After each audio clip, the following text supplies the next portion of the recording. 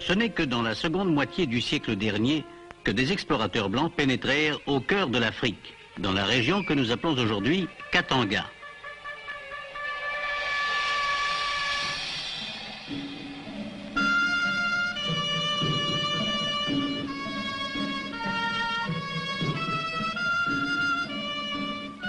Pendant des générations, les trafiquants arabes, exploitant la cupidité des chefs, ont trouvé dans ces villages leurs pitoyables marchandises humaines.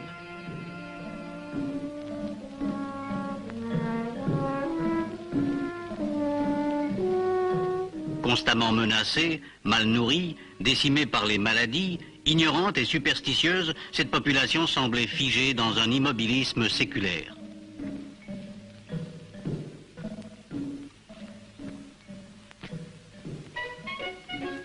« 50 ans ont passé.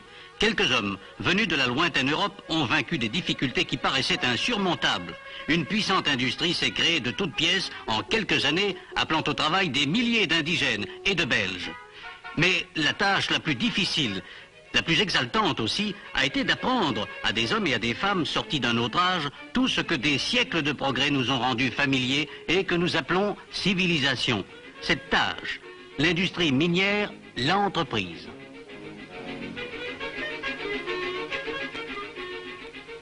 Les travailleurs du Katanga sont en partie recrutés au loin, notamment au Rwanda-Urundi, d'où ils sont emmenés par avion.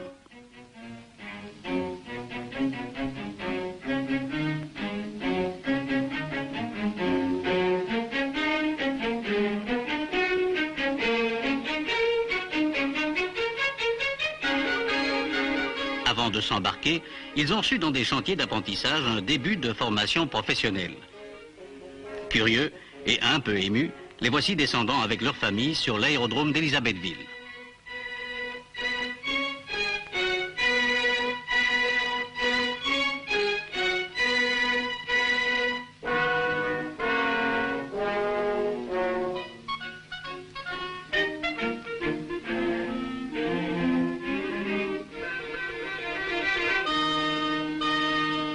Ils commenceront par séjourner dans un camp d'acclimatation avant d'entrer à l'usine ou à la mine.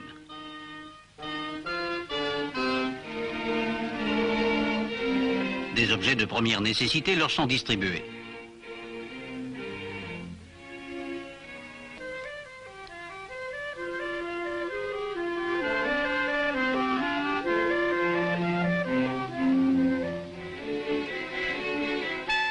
Chaque famille prend possession de son logement.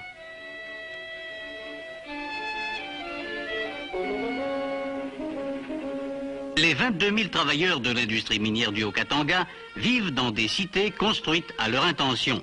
Avec femmes et enfants, ils forment une population de 90 000 personnes. La vie familiale a pu naître et se développer dans ces cités industrielles à partir du moment où leur population a compté une proportion normale de femmes. En 1925, cette proportion était de 18 femmes pour 100 hommes. Actuellement, 80% des travailleurs sont mariés. Les distractions ont pris un tour paisible.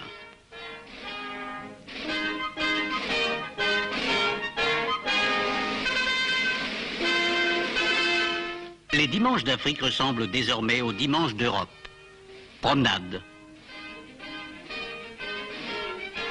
Réunion entre amis.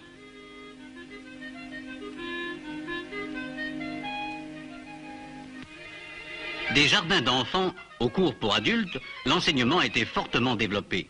Il a aussi été adapté.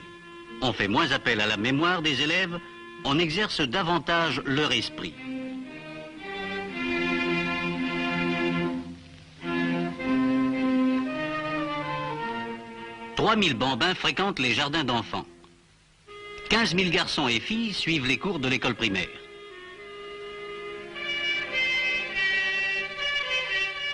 À beaucoup d'enfants, le calcul donne du fil à retordre.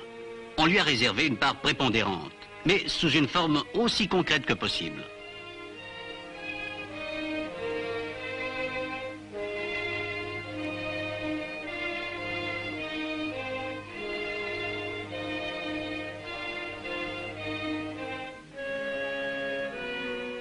Le cycle primaire se termine en 6e.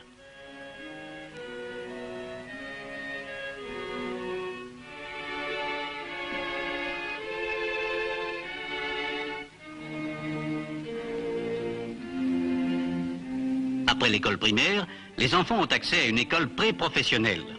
Ils y apprennent l'ajustage, le moulage, la menuiserie, l'électricité. Voici le cours d'ajustage.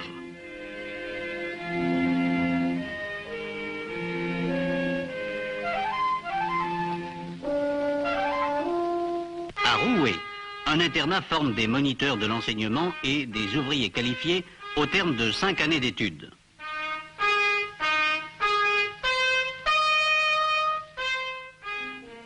Les sports occupent dans l'horaire une place de choix.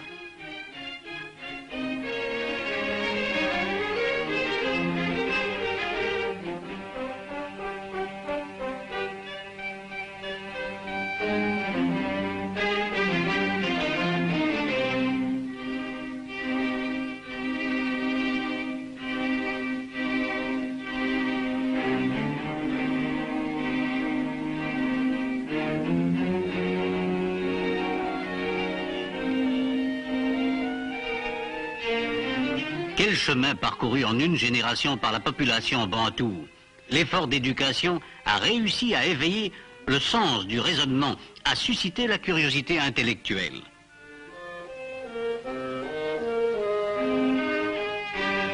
Les leçons théoriques alternent avec les cours pratiques.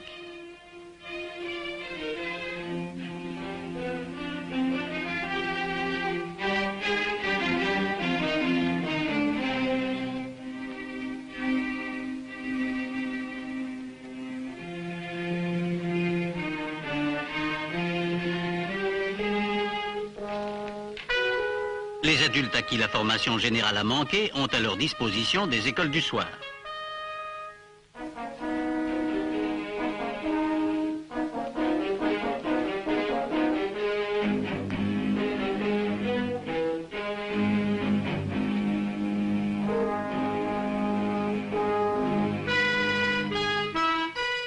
Il y a aussi des cours de jour pour ceux qui témoignent de dispositions spéciales, en particulier l'école d'ébène, où sont enseignés le code de la route et la conduite d'engins lourds.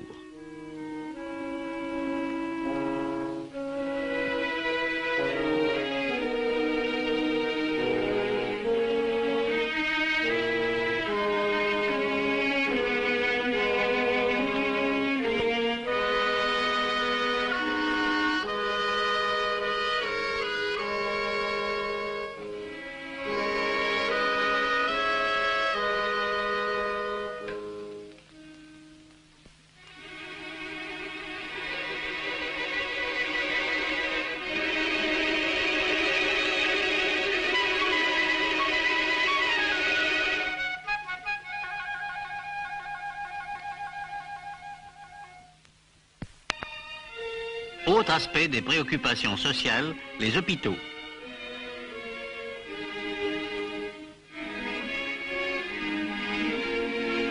Ils se composent de pavillons, conception mieux adaptée à la mentalité des Congolais que les blocs à nombreux étages. Les locaux sont vastes et clairs. Ils sont pourvus de l'équipement le plus moderne.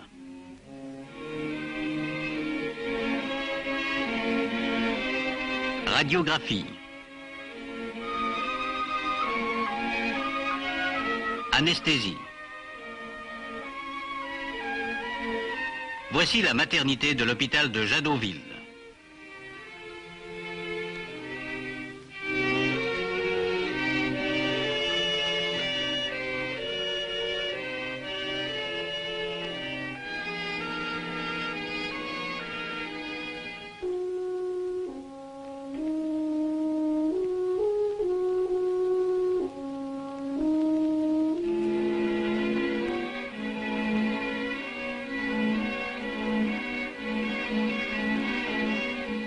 Quotidiennement a lieu la distribution d'aliments de sevrage.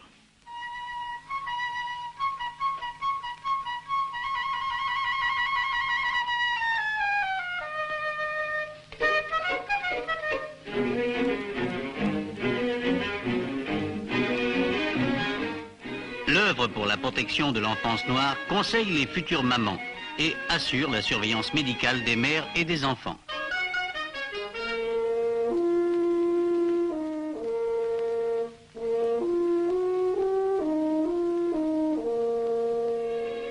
Examen médical, plutôt inquiétant.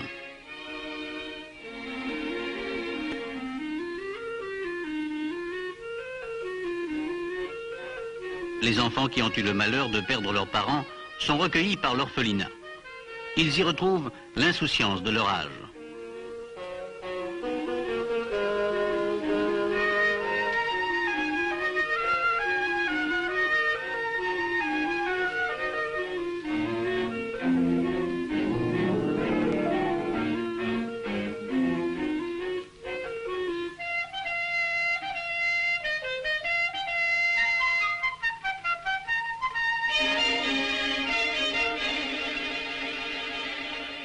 Les cours de formation familiale donnent aux jeunes filles des notions de puériculture.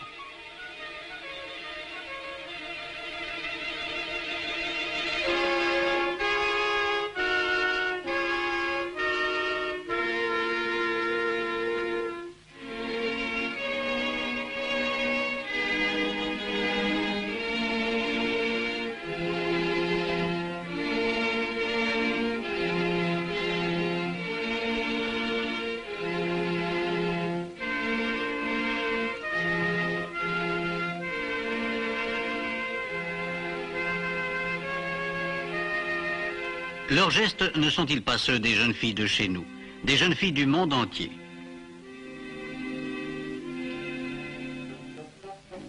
Ces cours initient aussi aux travaux ménagers. Les plus courants, comme par exemple faire briller les chaussures du mari, récurer les casseroles, repasser les cravates, tresser le raffia, couper et assembler les tissus.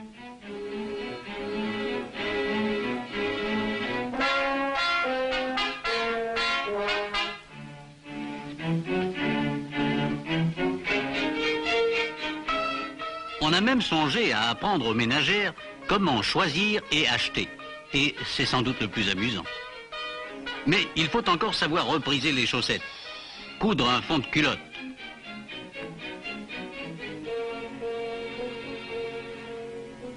et, bien entendu, faire la cuisine.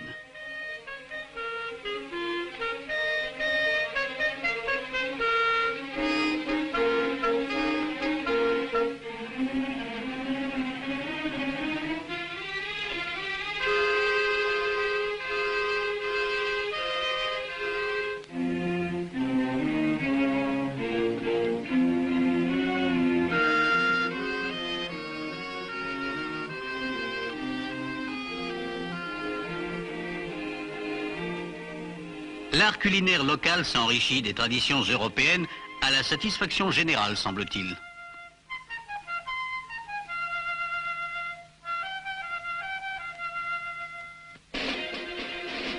La fête la plus courue de l'année est sans conteste celle de la remise des distinctions honorifiques aux travailleurs dont on veut récompenser les loyaux services.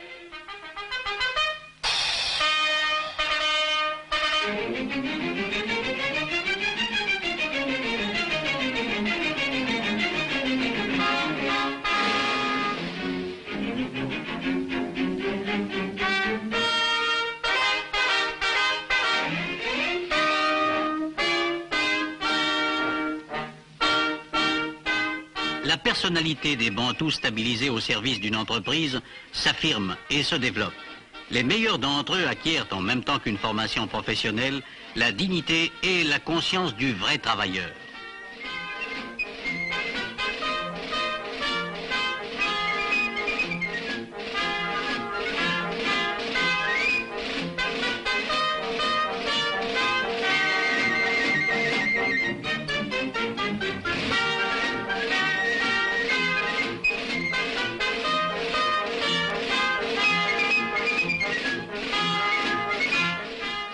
Ces garçons que nous voyons défiler, les filles qui leur emboîteront le pas dans un moment, sont tous enfants de travailleurs.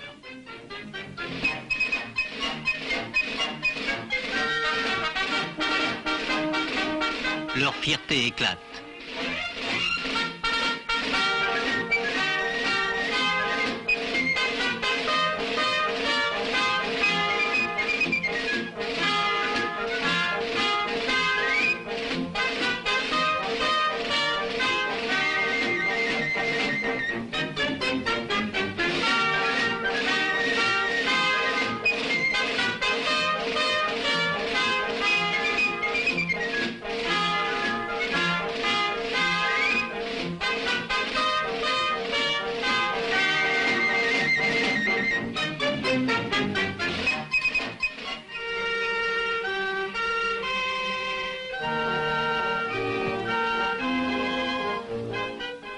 Contrastant avec l'austérité de l'horizon industriel, se présente à nous l'oasis du théâtre de verdure.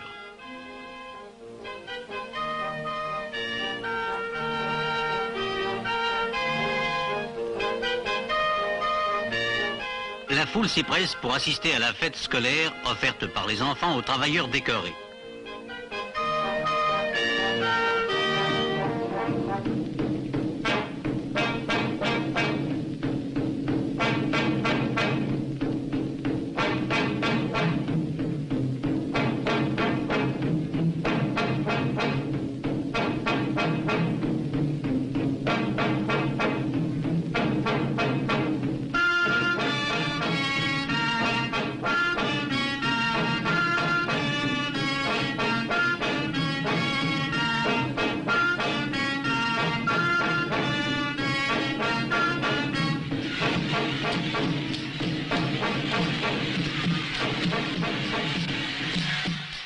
Les danses puisent leurs racines dans la tradition africaine.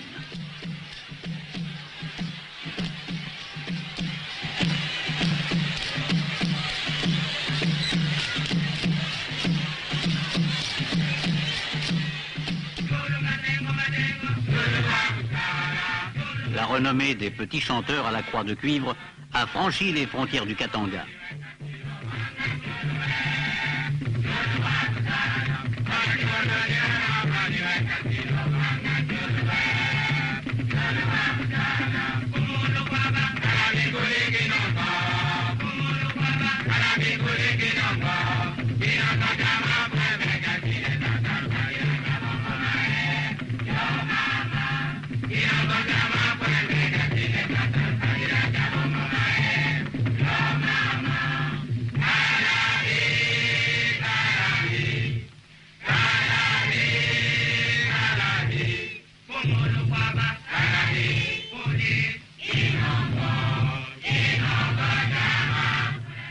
Les sources d'inspiration de l'âme noire s'enrichissent ainsi des moyens d'expression de la culture occidentale, qui elle-même, il y a 2000 ans, trouvait sur les rivages africains et asiatiques de la Méditerranée ses premiers aliments. Éternel retour, émouvant symbole de la grande fraternité humaine, qui ne connaît ni race ni frontières.